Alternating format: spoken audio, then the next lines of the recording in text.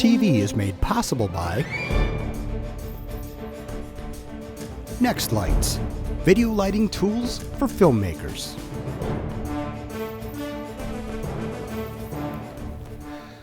Hello and welcome to another brand new episode of DVTV, bringing you the next wave of digital video. I'm your host, Tony Reale, and you know, it seems like only yesterday that we just moved into our new studio space. We were finally out of my basement and able to have a place that we could spread out our gear, test things out, do shoots, have clients come to. It's been a really great opportunity. Truth is, it's actually been about 9 months since we moved in here, and we've been doing a ton of construction projects to get this place optimized to the way that we wanted it. Once we got drywall up, one of the big major first projects that I wanted to get was a cyclorama. Cyc wall, cyclorama, infinity curve, whatever you want to call it, it's basically this white emptiness that you see around me. It's a beautiful look that's made popular by Apple commercials and many other opportunities, but the only way to get this look is really to build it. And so, again, we started this project about 7 months ago, and it's been a very large project that's taken us up to this point to get us to where we wanted to be. There are multiple phases, but let's first start off by showing you the behind the scenes on us constructing this. We shot some behind the scenes footage to show you the whole process of the build, something that you could accomplish if you had the space to do it. So let's roll that and then we'll come back. Here we got Jimmy. Hey guys. Resident creative director and also a construction extraordinaire. By the looks of the walls, this used to be a hockey store. That's what all these black marks are for, and so we're just covering things up right now, and we're going to put sheetrock over it. We're capping off our electrical to do it properly, and then we'll put sheetrock over that and start with it. So it's should be in the next couple days we start seeing some developments. Yep. So we'll take you through that process. So stay tuned. Hi guys. We are making the curves of the Cyclorama, and basically it looks like you can get 4 of them out of a 4x8 sheet of plywood. We have them going 3 feet high, which is a little higher than some that you might see on YouTube and other places.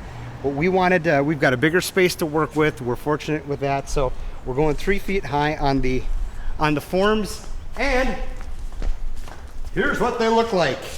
I've indicated that this is my master form, so that I make all of the other ones off of this one instead of going from one to the other and changing by smaller degrees. So anyhow, we got 3 down, 17 to go. It gets real difficult with a jigsaw after a while. You actually see sparks, and it's kind of tough to cut through. And it doesn't really matter what you use for your form. So something other than particle board would be a good idea. Maybe press board, maybe what's called MDF, or just regular plywood. We're building our Cyclorama here, Rick and I.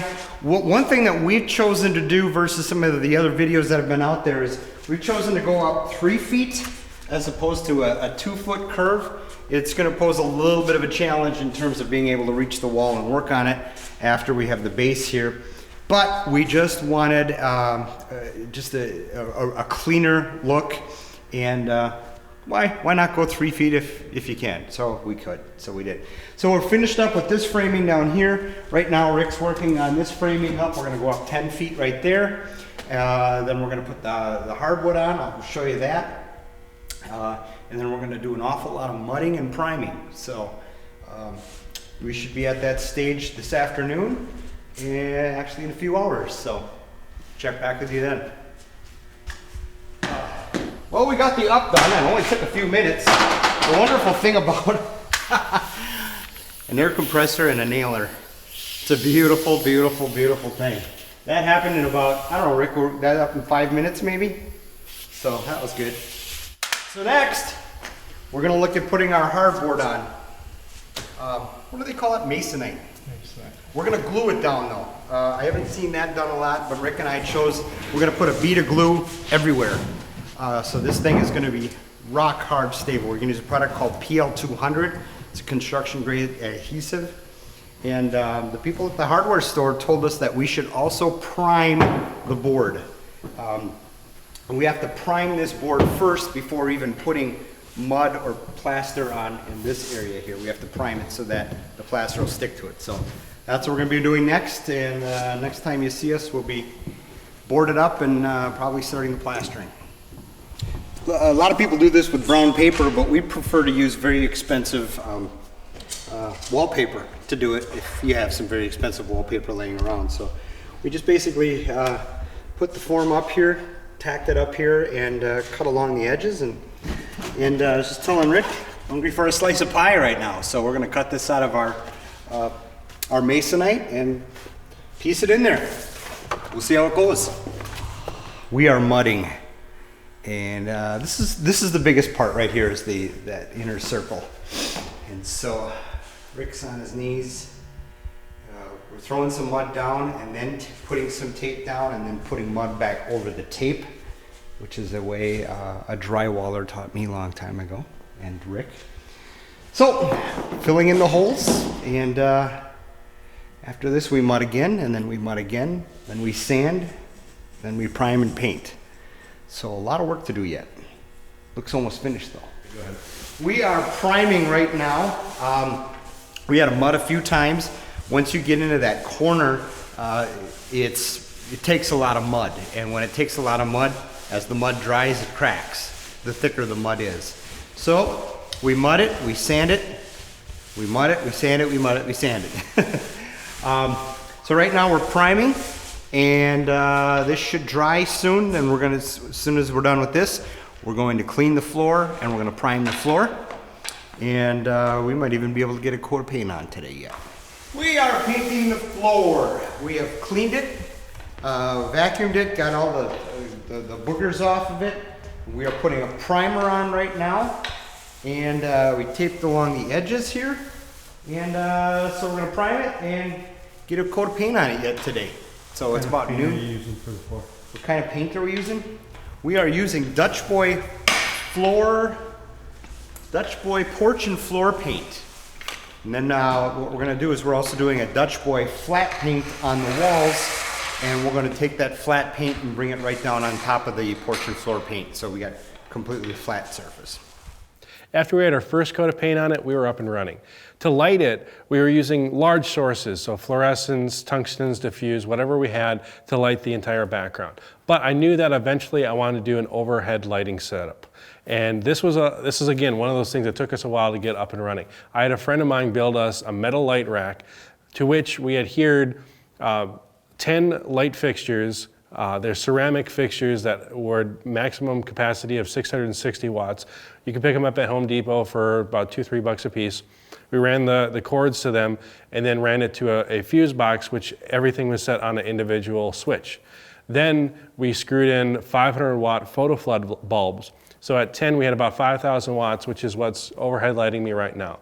Then to diffuse it, because that was each light was creating a single point light, which caused shadows everywhere. To diffuse that, we created a 12 by 12 silk, which was actually ripstop nylon, white ripstop nylon that you can buy really cheap on eBay, about $3 a yard. And we built this silk, and then we attached it with PVC pipe.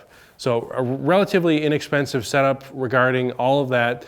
And overall, it creates this really nice, gorgeous light setup that's easy to use. It's already set up for us. We just flick the switches on. And because I have them on banks, I can switch off a specific light if I want to bring out the ambient light a little bit lower, or if we only want to light certain areas of the wall, we have that option. To key light me, I'm using a 2K Mole Richardson shot through a silk diffuser. So it creates a nice key light from the side. Without that, it would be a little shadowy. But the final step for us was sound treatment. This was a big headache because this is a large space and we were getting a lot of ambient reverb. So how do you do that on a cheap budget? Because again, we didn't have a lot of money to throw at this. What we found out through trial and error, the most inexpensive option that we found was getting packaging foam that we got from a company called the Foam Factory. And it's 1/4 inch foam that comes in 6 foot by 7 foot sheets. And we adhere that with staples to the wall and the ceiling, and anywhere that we had an open space, even our garage door we adhered it to. And that brought down the ambient echo dramatically. We still have a little reverb that we try to absorb with sound blankets in odd spots, but overall this really improved the ambient audio to this. So all in all, this entire project, probably costs us a little over $1,000. But if you just do the Cycwall and you have a space in your house, or your garage, your basement, somewhere like that, this is something that you could easily build yourself. If this isn't something that you can tackle, or you don't have a place that you could necessarily permanently do this, a really easy solution to that is getting paper rolls. Photography paper rolls, you can get large sheets that you put on rolls, either put them on your wall or you can hold them up with a backdrop holder. You roll it down and then you create that fake infinity curve and you just light it evenly. That way you can roll it up or throw it away when you're done. Really simple. Last piece of advice we'll give you, with a Cycwall like this, you're going to get people walking on it. You're going to have to paint it. You're going to have to paint it a lot. The current paint that we tried out was a ceramic type paint that's a little bit more friendly for cleaning. It's a bit more expensive, but it does seem to clean up a lot better. But at the end of the day, we're going to have to paint this every time that it gets marked up. That's just part of having a Cycwall. So I hope you enjoyed that, and we'll see you guys next time. Want more Next Wave DV in your life? Make sure you subscribe to us on YouTube to be notified when the next episode airs. Visit our website for daily posts on the latest digital video news. Like us on Facebook to join the Next Wave DV community, and follow us on Twitter for behind-the-scenes news and pictures.